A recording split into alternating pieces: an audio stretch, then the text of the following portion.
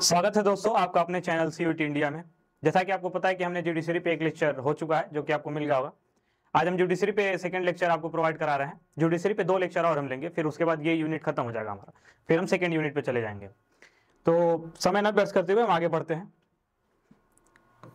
जैसा कि आपको पता है कि सीयूटी इंडिया आपको फ्री प्लेटफॉर्म दिया है जहां पे आप फ्री में सीयूटी यूजी और सीयूटी पीजी की तैयारी कर सकते हैं, और इस बात की गारंटी है कि यदि इसके द्वारा दिया गया लेक्चर आप सही से पूरे मन से अटेंड करते हैं, then you will absolute and obviously you can qualify any entrance exam in any university that you want. तो जुडिशरी का आज हम सेकंड लेक्चर पे बात करेंगे। सबसे पहला जो टॉपिक हम उठाते हैं वो है कि independence of judiciary as a constitutional safeguard. तो independence of judiciary is very necessary. जब किसी भी देश में जुडिशरी ही इंडिपेंडेंस नहीं रहेगी तो वहां पे रूल ऑफ लॉ नहीं हो सकता। हमारा देश 2 चीजों से चल रहा है, supremacy of constitution and the rule of law.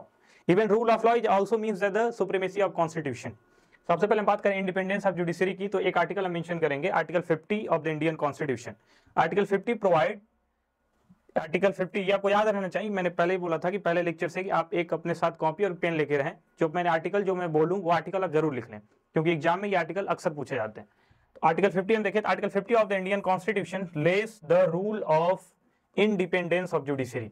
यानी आर्टिकल 50 डायरेक्ट कहता है कि जुडिशियरी मस्ट बी इंडिपेंडेंस। अब जुडिशियरी कैसे इंडिपेंडेंट होगा? ये ऐसे होगा तब जज इंडिपेंडेंस होगा, जज किसी के दबाव में काम नहीं करेगा। When there is independence of judges, then it is directly to the independence of judiciary।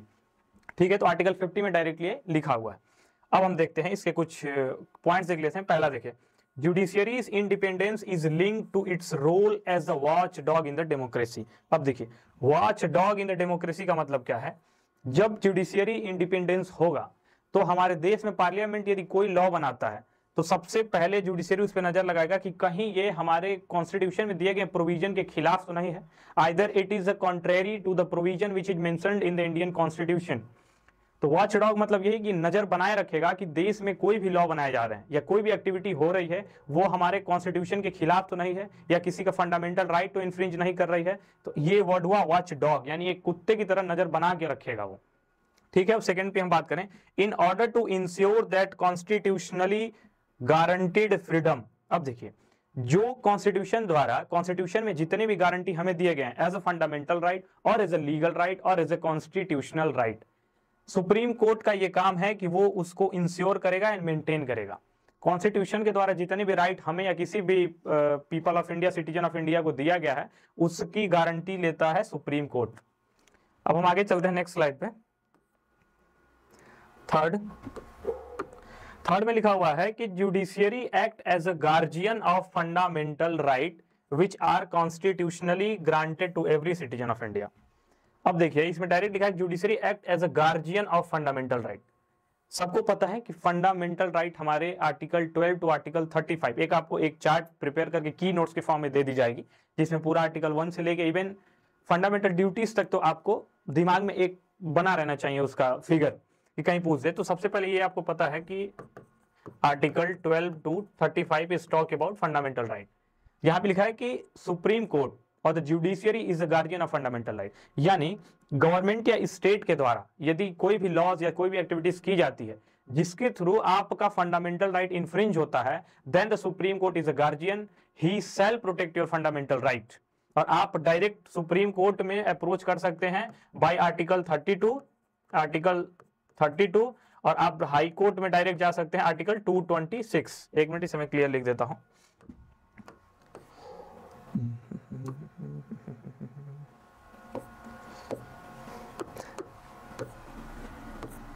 सबसे पहले यहां हम देखिए, सुप्रीम कोर्ट में आप डायरेक्ट जा सकते हैं बाय आर्टिकल 32 अगर आपका फंडामेंटल राइट इन्फ्रिंज हो रहा है तो, और आप हाई कोर्ट में डायरेक्ट जा सकते हैं bye article 226।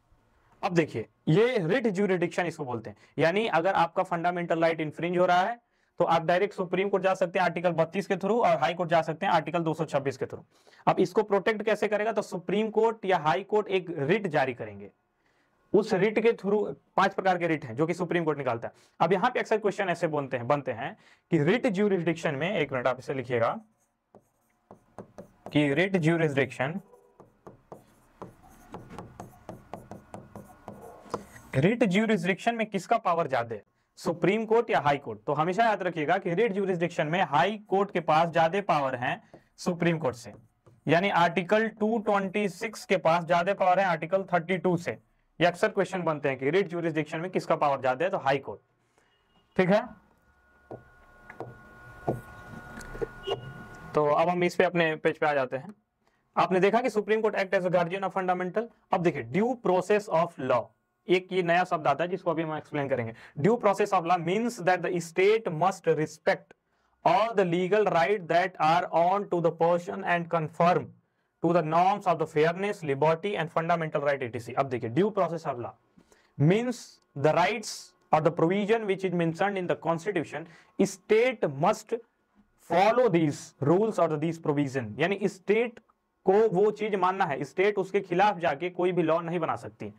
Due process of law, जो चीजें पहले से लॉ या कॉन्स्टिट्यूशन में मेंशन है आप उसी को ध्यान में रखते हुए कोई लॉ बनाएंगे, उसी के प्रोसेस से ही चलना है, जो प्रोसेस लिखा गया है। आप अलग से अपना प्रोसेस बना के आप उस पर लॉ नहीं प्रिपेयर कर सकते हैं।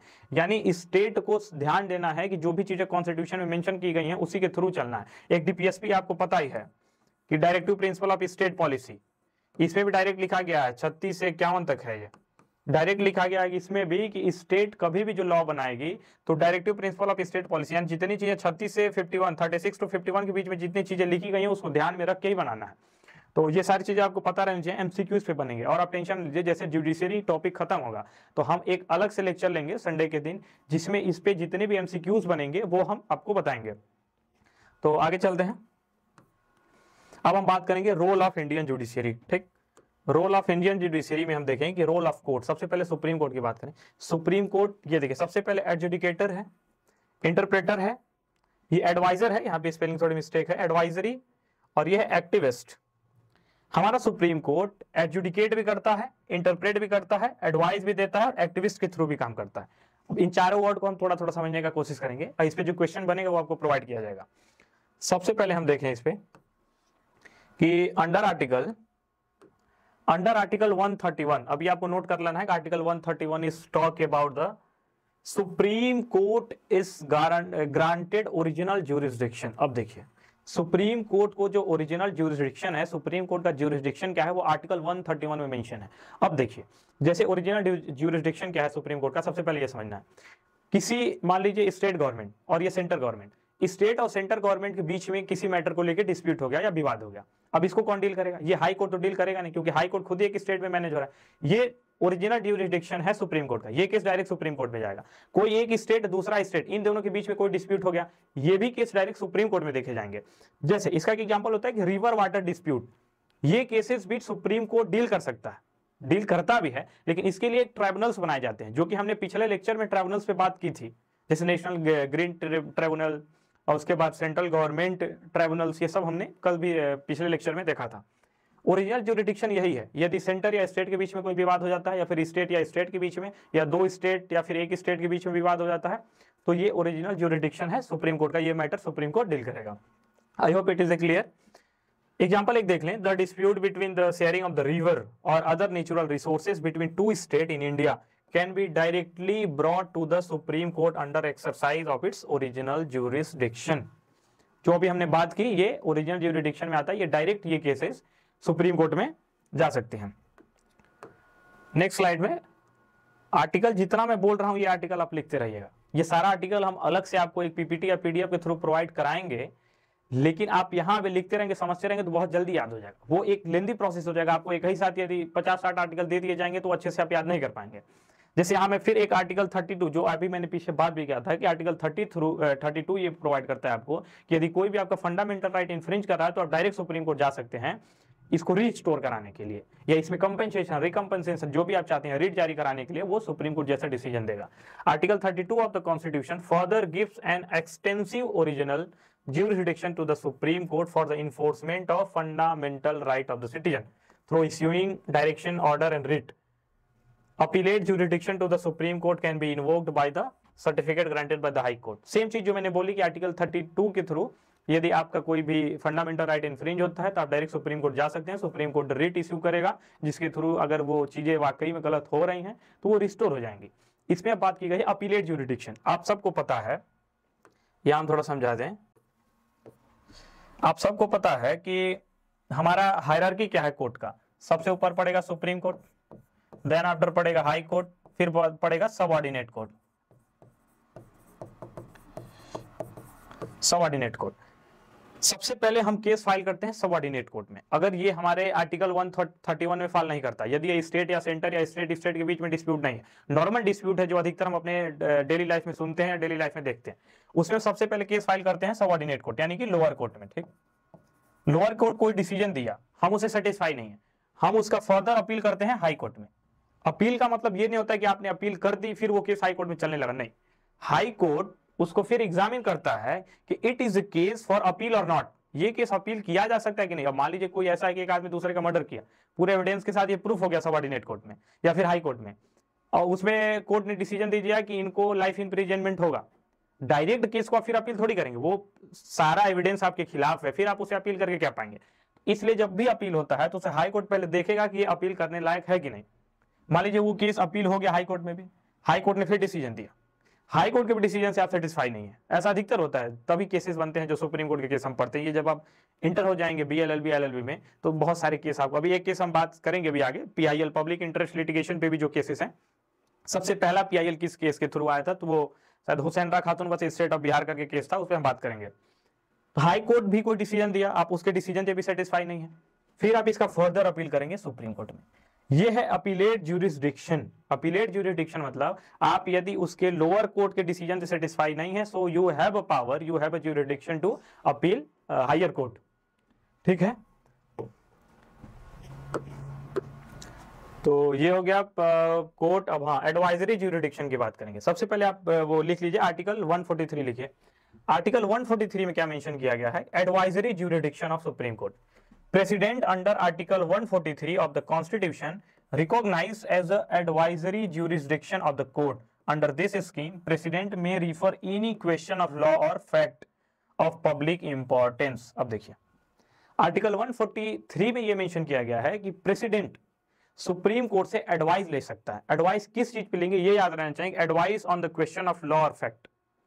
कोई लॉ या फैक्ट से रिलेटेड प्रॉब्लम है तो प्रेसिडेंट आर्टिकल 143 के थ्रू डायरेक्ट सुप्रीम कोर्ट से एडवाइस मांग सकता है। अब देखिए, आर्टिकल 143 का मतलब ये नहीं कि supreme Court is bound to give advice, नहीं, सुप्रीम कोर्ट यदि एडवाइस देना चाहता है तो वो देगा, if he can't want to give advice then he can't.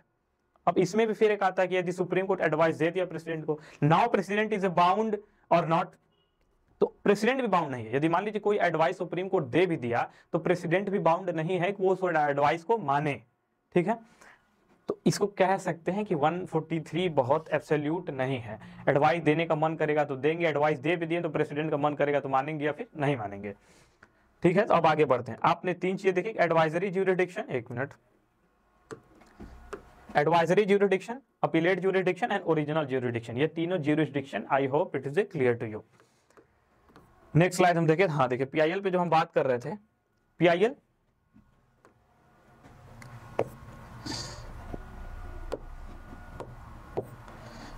देखिए आप, ये है आपका public interest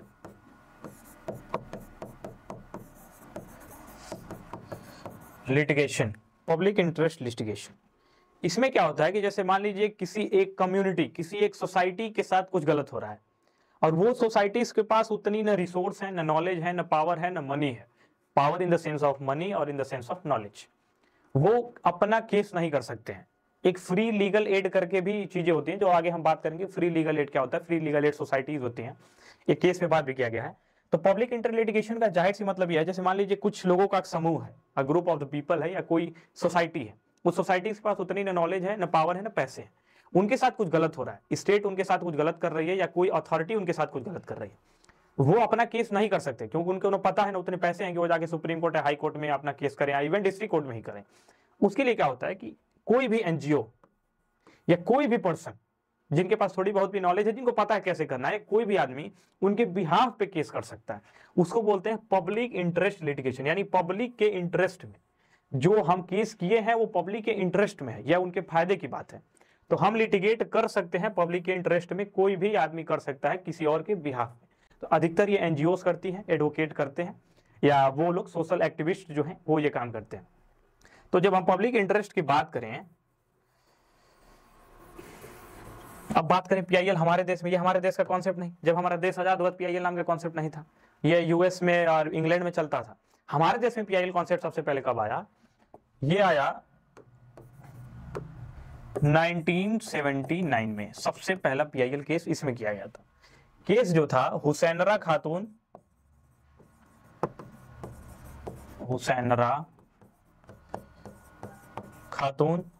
versus state of Bihar.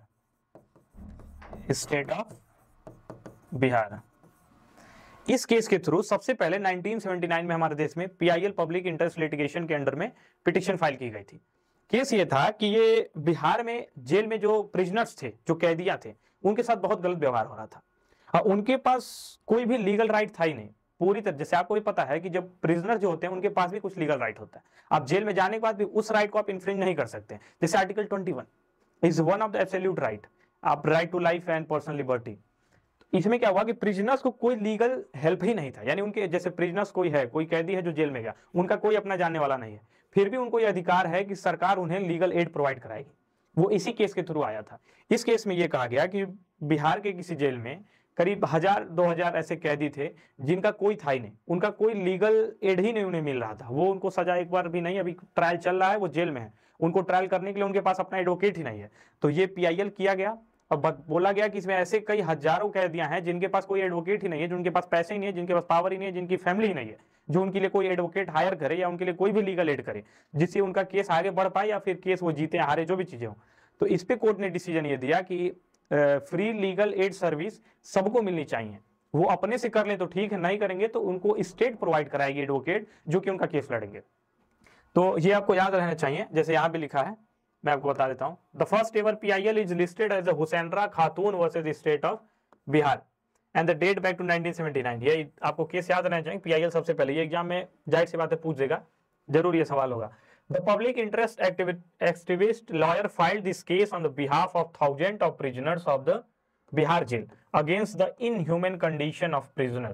A Supreme Court bench headed by Justice P.N. Bhagwati, कभी-कभी जस्टिस का भी नाम पूछ देता है, and P.N. Bhagwati वैसे भी काफी पॉपुलर चीफ जस्टिस रहे हैं हमारे देश के, declared that the right for free legal aid and expeditious trial of these prisoners which ultimately led to their release। इस पे एक और क्वेश्चन बन जाएगा कि फ्री लीगल एड ये किस केस के थ्रू आया था या किस ईयर में आया था। तो आपको केस और ईयर याद रहना चाहिए। आगे चले हम नेक्स्ट स्लाइड पे।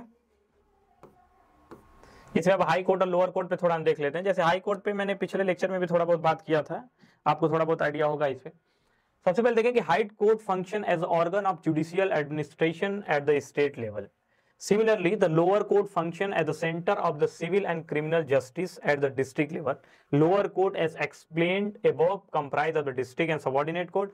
District court are usually court of the first instance where litigation, देखिए सेम वही चीजें हैं जो मैंने पहले आपसे बात की थी, आपको समझा देता हूँ। जो मैंने आपको पहले बताया था कि इसमें बस वही हायरार्की बताया गया है कि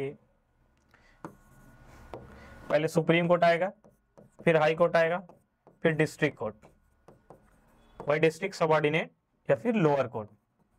इसमें वही बात की गई है। आगे इसमें एक चीज ये दिखा गया है कि हम रिट के बारे में जो बात कर रहे थे कि हाई कोर्ट के पास ज्यादा पावर है रिट ज्यूरिडिक्शन में, तो इसमें कितने रिट जो कि सुप्रीम कोर्ट निकालता है आप वो देख सकते हैं। सबसे पहला जो रिट है वो है हैबियस कॉर्पस, दूसरा जो है मैंडमस, तीसरा प्रोहिबिशन, चौथा कोआरेंटो एंड लास्ट इज सर्चियरी। सर्चियरी लास्ट वाला है। आपको ये पांचों याद रहना चाहिए जो कि आर्टिकल 32 और article 226, 32 is concerned with the Supreme court and 226 is concerned with the high court. Enforcement of the fundamental right and for any other purpose.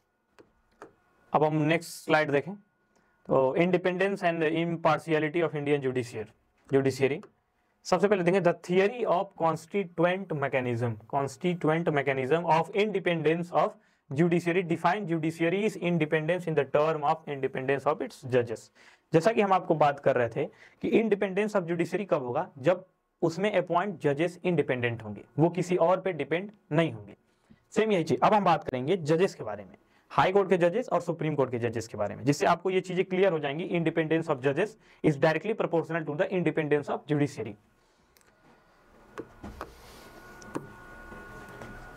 देखिए यहां पे मेंशन किया गया है वंस अपॉइंटेड। अब जजेस को इंडिपेंडेंट कैसे कहा जा सकता है, उसके कई ये जब समझने के बाद आपको पता चल जाएगा जज कैसे इंडिपेंडेंट है या फिर कैसे इंडिपेंडेंट नहीं है, वो किसी के इन्फ्लुएंस में काम कर रहा है।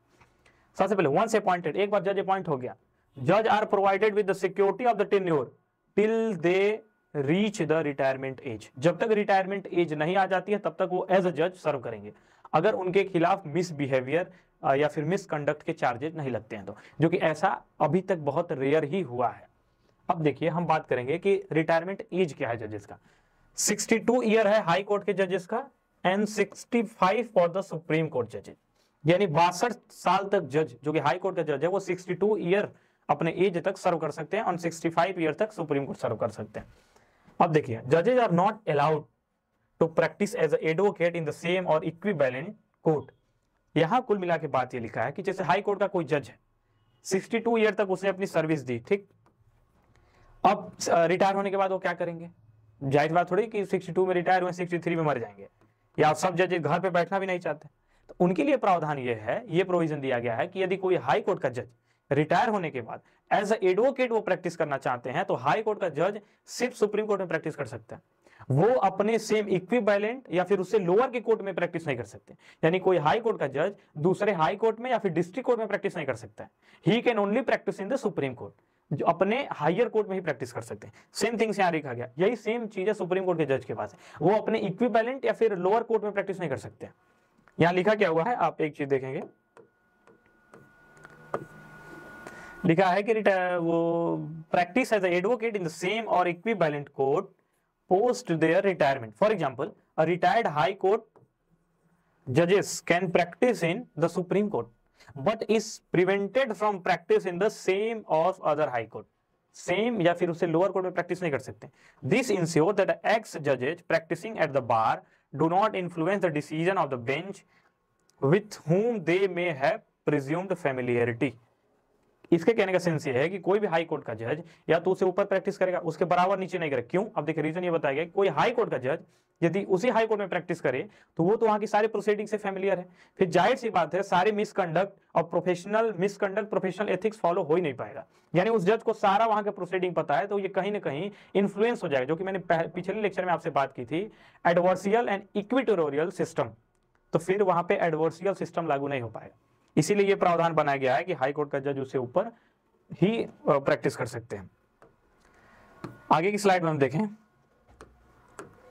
जजेस can not be easily remove from their office except, देखिए जो मैं कहा कि जजेस को आप इतनी आसानी से नहीं हटा सकते जब तक उनकी रिटायरमेंट एज नहीं आ जाती। एक ही ग्राउंड है उन्हें हटाने का, वो है मिसबिहेवियर एंड इनकैपेसिटी, यानी वो जज या तो बहुत मिसबिहेव कर रहे हैं अपने कोर्ट में या वो कैपेबल ही नहीं है एज अ जज के, तो यही दो ग्राउंड पे उनके खिलाफ आप कोई भी रिजोल्यूशन पास किया जा सकता, कोई भी रिजोल्यूशन पार्लियामेंट में लाया जा सकता है। उसमें भी कई सारे ऐसे रिमूवल ऑफ जजेस इतना आसान नहीं है। उसमें भी क्या होता है कि यदि मान लीजिए किसी जज के ऊपर मिसबिहेवियर या इनकैपेसिटी का चार्ज लगा कि ये मिसबिहेव कर रहे हैं या इनकेपेबल है, उसके लिए 100 एमपी पहले अपना सपोर्ट देंगे, उसके बाद वो रिजोल्यूशन वो पार्लियामेंट में रखा जाएगा। वो भी रिजोल्यूशन रखने से पहले जिस जज के खिलाफ यह रिजोल्यूशन लाया जा रहा है उस जज के पास भेजा जाएगा, 14 दिन का उन्हें समय दिया जाएगा और उसमें 14 दिन में इन्हें आके बताना होगा कि ये जो रिजोल्यूशन लाया जा रहा है ये सही है या गलत है, आप अपने सपोर्ट में कुछ कह सकते हैं आके पार्लियामेंट में। लेकिन ये इतना आसान प्रोसेस नहीं होता है, जज को इतनी आसानी से नहीं हटाया जा सकता है। ठीक है, तो आप समझें कि यही दो ग्राउंड है, मिसबिहेवियर, इनकैपेसिटी। इस पे एमसीक्यू बन जाता है कि रिमूवल ऑफ जजेस के कितने ग्राउंड हैं और ऑप्शन दे देंगे वो 3-4 बना के। अब देखिए, the legal process is kept stringent to ensure security of the tenure of जजेस, यानी ये प्रोसेस इतना कठिन है रिमूव करना, इसीलिए इनकी सिक्योरिटी और टेन्योर जो है एकदम, टेन्योर ऑफ जजेस एकदम सिक्योर है। अब देखिए आगे हम बात करें, salaries and allowances which is provided to the जजेस ऑफ हाई कोर्ट और सुप्रीम कोर्ट। हाई कोर्ट या सुप्रीम कोर्ट के जज को सैलरी प्रोवाइड की जाती है कंसोलिडेटेड फंड से। अब देखिए, हमारे सेंट्रल लेवल और स्टेट लेवल पे दो फंड होते हैं, एक होते हैं कंसोलिडेटेड फंड ऑफ इंडिया एक होगा कंटिंजेंसी फंड ऑफ इंडिया।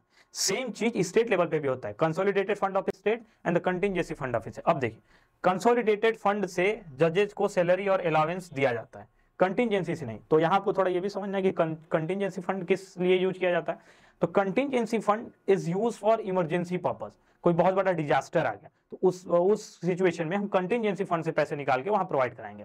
बाकी कंसोलिडेटेड फंड से सबकी सैलरी अलाउंस दिया जाती है, जजेस की भी सैलरीज हम अपने यहाँ देखें कंसोलिडेटेड फंड ऑफ इंडिया से देते हैं supreme court, and consolidated fund of state in the case of high court. Their emoluments cannot be altered to their disadvantage except in the event of financial emergency। जितनी salary उनकी fix है by law वो आप हटा नहीं सकते हैं, वो पार्लियामेंट को ये भी पावर नहीं है कि आप इसे घटा दें तुरंत या फिर उसको कम कर दें अलाउंसेस या फिर कुछ महीनों के लिए बंद कर दें, नहीं। जब तक फाइनेंशियल इमरजेंसी नहीं आ जा सकती है तब तक पार्लियामेंट के पास ये पावर नहीं है आप किसी भी जज के सैलरीज को घटा देंगे तुरंत या फिर कुछ महीने के लिए बंद कर सकते हैं। अब ये भी सवाल उठ गया फाइनेंशियल इमरजेंसी में वो कर सकते हैं, हाँ उस टाइम पावर है, क्योंकि भाई देश में जब फाइनेंशियल इमरजेंसी लग गया पैसा ही नहीं है तो क्या करेगा फिर। लेकिन आज तक जब से हमारा देश आजाद हुआ हमारे देश में फाइनेंशियल इमरजेंसी नहीं लगा है। एक बार सिचुएशन बना था पर सब कुछ ना कुछ करके संभाल लिया गया, फाइनेंशियल इमरजेंसी नहीं लगा है। बाकी इस नेशनल इमरजेंसी और स्टेट इमरजेंसी तो कितनी बार लगा है पता नहीं, 100 से भी ज्यादा बार स्टेट इमरजेंसी अलग अलग स्टेट में लगाया गया। इवन जबकि ये प्रोविजन है कि स्टेट इमरजेंसी मैक्सिमम 3 सालों के लिए लगाया जा सकता है, लेकिन यही बात करेंगे कि इसका केस जो है कि पंजाब में जब लगा था स्टेट इमरजेंसी 5 सालों तक लगातार वहां पे प्रेसिडेंट का ही रोल था स्टेट इमरजेंसी, जबकि प्रोविजन 3 ही साल का है। उस टाइम ये लोग कॉन्स्टिट्यूशन में अमेंड करके एक नया आर्टिकल जोड़ के 5 सालों तक वहां पे इमरजेंसी लगाया गया था। तो ये सब डिबेटेबल मैटर है, ये इस पे क्वेश्चन नहीं बनते। इस पे जब आप इंटर कर लेंगे लॉ में तो इस पे डिबेट होगा क्लास में, प्रोफेसर आपसे इस पे डिबेट करते हैं। तो ये हो गया। नेक्स्ट स्लाइड में हम देखें कि एक minute, even the judicial conduct of judges has been kept immune from the examination by other constitutional organ। इस पे भी एक आर्टिकल हम बताएंगे, यहाँ पे नहीं लिखा हुआ है। The conduct of judges both the Supreme Court and High Court cannot be discussed in Parliament or state legislature except when the motion for removal of the judges is being presented to the President। यहाँ देखिए बात क्या है, parliament एक शब्द होता है parliament privilege.